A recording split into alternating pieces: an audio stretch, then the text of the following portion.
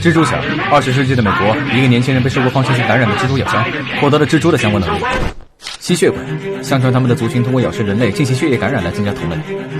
狼人，公元400到500年左右，一个叫做威廉·科维努斯的年轻人，在继承了父亲的基因突变后被狼咬伤，获得了狼人的能力，而且每到满月的时候，病毒就会抑制不住的发作。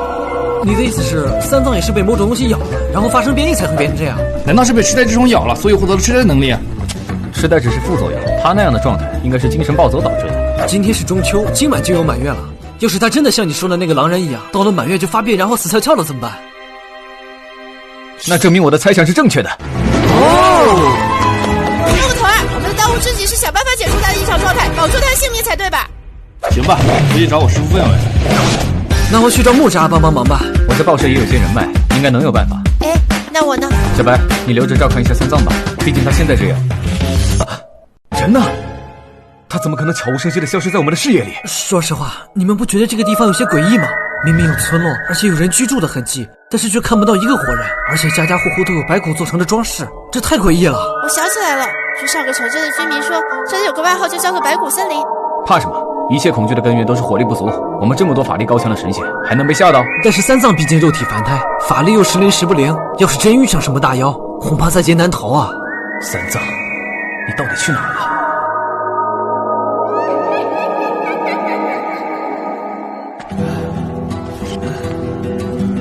慢，为什么所有东西都变得这么慢？思考好累，不想思考了。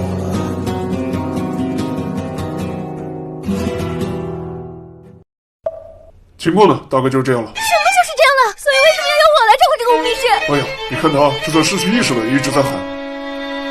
小白，小白，真的在叫我呢。所以你俩是不是有可能认识的呢？没印象啊。说不定这是上天注定的缘分呢。哎呀，这种事情怎么可能嘛？总之，剩下的交给你了，小白。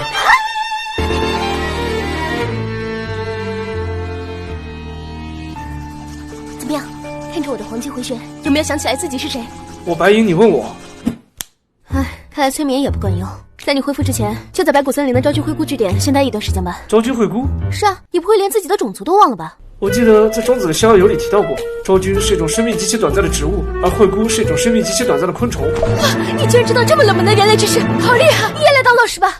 也？是啊，我们昭君惠姑是惠姑的亚种，生命极其短暂，几乎是白天出生，晚上就会死亡。所以我们在漫长的岁月里进化出了把一天当做一辈子来过的能力，也就是神行之力。他们获得了相当于人类几万倍的运动速度和思考能力。人类的一天对于他们来说就像60年一样漫长，而且这种血脉极其强悍。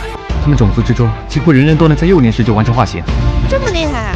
但是这也导致我们和人类对于时间的认知有很大的差异，我们几乎无法进行语言上的沟通，只能一味的模仿人类的文明。所以我们种族的科技树一直攀升得非常缓慢。难怪你们的生产方式和建筑风格都有种原始的美。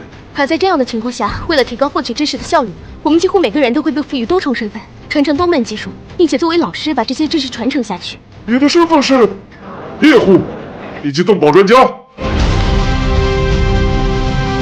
哈，难怪你让我也来当老师。虽然生命短暂，但昭君惠姑真是探索出了一套独特的生存之道呢。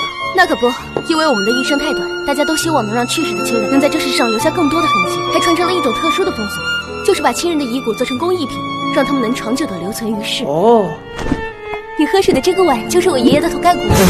开玩笑的啦，只是很普通的石膏而已。还真是，还掉粉呢。掉粉，掉粉，这种事情不要啊！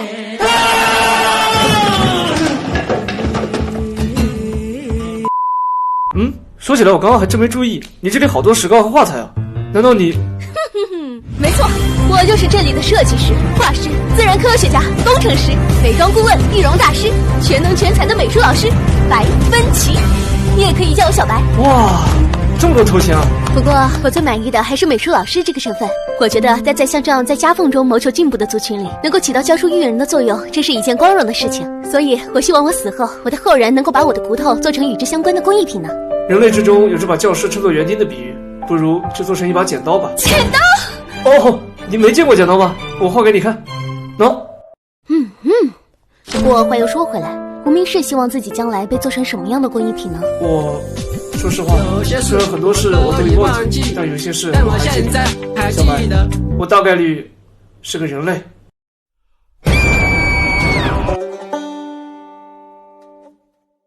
没错，我向村民打听过在村子附近露营的那伙人。对于这里的原住民来说，他们已经存在了10几年了，但对于人类来说，他们可能几个小时前才刚刚到达这里。我对他们隐隐有亲近之感，我们也许原本就是同伴。你人类怎么能够跟上我的速度呢？你知不知道自己虽然真的用几万倍的速度进行思考，你的脑子会……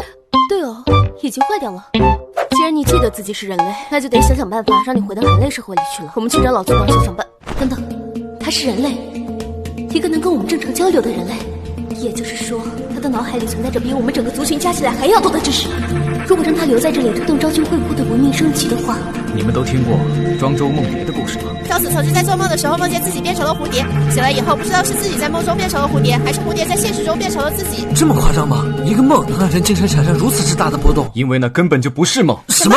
庄子当年正是被这种名为昭君惠顾的昆虫感染，获得了常人几万倍的思考能力和运动速度，让他在一天之中仿佛度过了几10年一般，以至于他分不清哪边才是真实的人生。因为昭君惠顾是蝉与蝴蝶杂交产生的物种，外形更接近蝴蝶，所以留下了庄周梦蝶的传说。蝉和蝴蝶没有生殖隔离吗？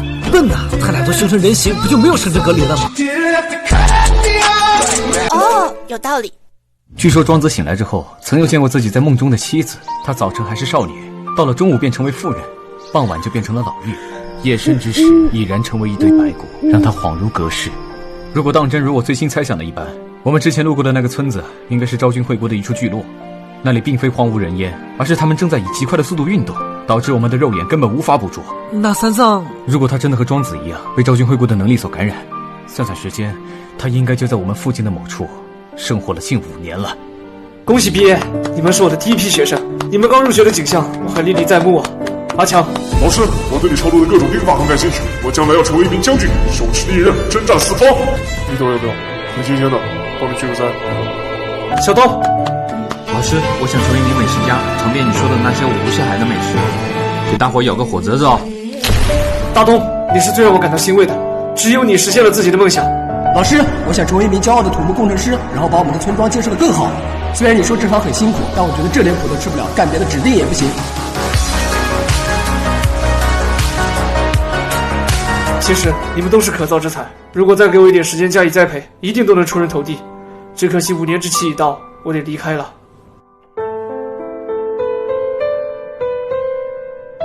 也就是说，他的脑海里存在着比我们整个族群加起来还要多的知识。